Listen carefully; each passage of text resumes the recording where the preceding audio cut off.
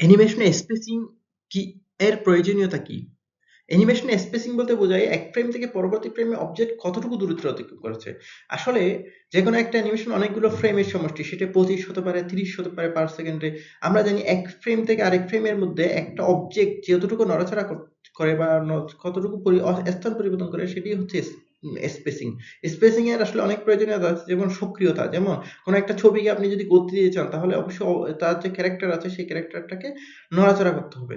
তাহলে সক্রিয়তা বোঝা যায়। ভর এবং ওজন, তার মাধ্যমে অ্যানিমেশন স্পেসিং এর মাধ্যমে যে ক্যারেক্টার আছে তার ভর কেমন, তার ওজন কেমন, সে কি হালকা না ভারী সেটা বোঝা যায়। তার আচরণ এবং প্রভাব, সে কি লাফ দিয়ে চলে না হেঁটে চলে, সে কি দৌড়ায় চলে না উড়ে বেড়ায়, সে সেই ধরনের বিষয়। তার প্রভাব, সে যখন হাঁটে বা চলে সেখানে আশেপাশে কত প্রভাব হচ্ছে কিনা সেইটা অ্যানিমেশন স্পেসিং এর মাধ্যমে বোঝা যায়। তাছাড়া মসৃণতা, অ্যানিমেশনটাকে যে মসৃণ, সেই মসৃণতাকে বোঝানোর জন্য অ্যানিমেশন স্পেসিং এর অনেক প্রয়োজনীয়তা রয়েছে। একটা একটা ফ্রেম থেকে ঠিক নির্দিষ্ট সময় পর আরেকটা ফ্রেম যাতে শুরু হয়ে যায়, এটা হলো অ্যানিমেশন স্পেসিং এর অন্যতম একটা প্রয়োজনীয়তা। ধন্যবাদ সবাইকে।